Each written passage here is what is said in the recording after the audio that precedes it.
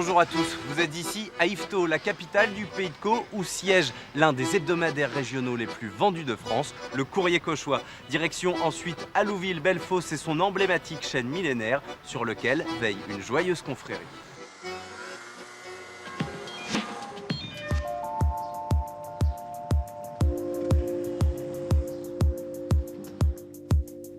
Mercredi, jour de bouclage pour Ghislain Annetta. Pas de temps à perdre pour le rédacteur en chef adjoint du 2e hebdomadaire régional de France, même si la presse de proximité doit toujours veiller à ménager les susceptibilités.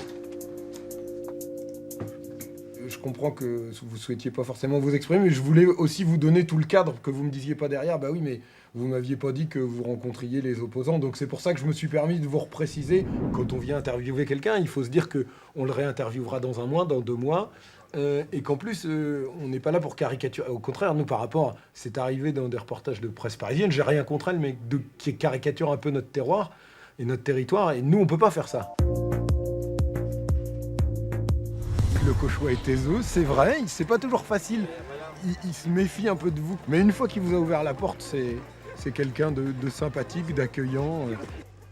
Je pense qu'ils attendent qu'on parle d'eux, qu'on parle de leur territoire, parce qu'ils sont attachés, c'est ce qui fait la force de la presse régionale, ils sont attachés à leur territoire, je pense que c'est surtout ça.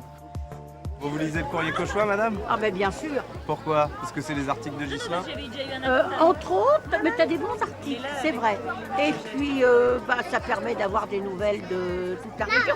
Bonjour, motivation. Et le Courrier Cauchois, c'est un rituel de l'acheter? Oui, c'est depuis que je suis toute petite. Hein.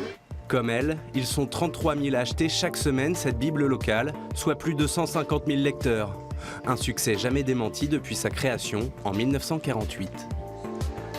Notre façon de lutter, c'est la proximité, tu vois, c'est ce que tu as vu tout à l'heure, c'est de dire que les gens ils disent oui tiens, ouais, c'est son, pas parce que c'est le mien, mais ça peut être ceux des collègues, mais c'est son article, je le connais, voilà, c'est aussi ça. Nous quittons Ghislain pour retrouver Roger Deveau.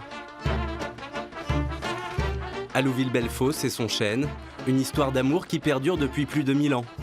Et si ces feuilles sont toujours vertes, les confrères de l'Ordre du Gland n'y sont pas innocents.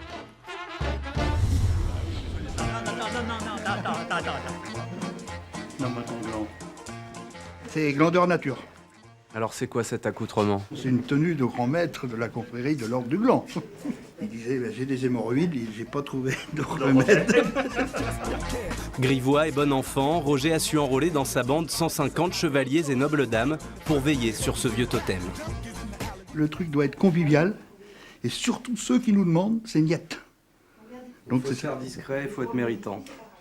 Non, et surtout, faire la promotion, oui, méritant, mais faire la promotion du chêne d'Allouville. C'est un chêne qui a 1300 ans, c'est le plus vieil arbre de France. Jamais les habitants ne permettront qu'on touche à leur chêne. En 1981, le cinéma français s'empare du symbole allouvilais dans une comédie qui attisera la curiosité de tout l'Hexagone. Chaque fois que ça passait à la télévision, on était sûr que dans le mois qui suivait, il y avait des centaines, des milliers de personnes qui venaient. Il y en avait même qui faisaient des paris pour dire je te parie que ça n'existe pas, que c'était en carton, en papier. Porte les stigmates de l'usure du temps, cet arbre, quand même. Depuis au moins 1880, on met des petits palais comme ça. Vous avez aussi des courroies comme ça qui le maintiennent. Et puis, toute une structure métallique qui maintient les branches. Et à l'intérieur, vous avez un doigt en inox qui lui permet de ne plus bouger. En vieillissant, l'arbre a dévoilé ses entrailles. 2 chapelles y furent fondées par le curé du village en 1696. J'ai vu ça du coin de l'œil, je me suis tout de suite arrêté. Je voulais voir ça parce que ça ressemblait à une chapelle, une église. Mais c'est un arbre, c'est incroyable.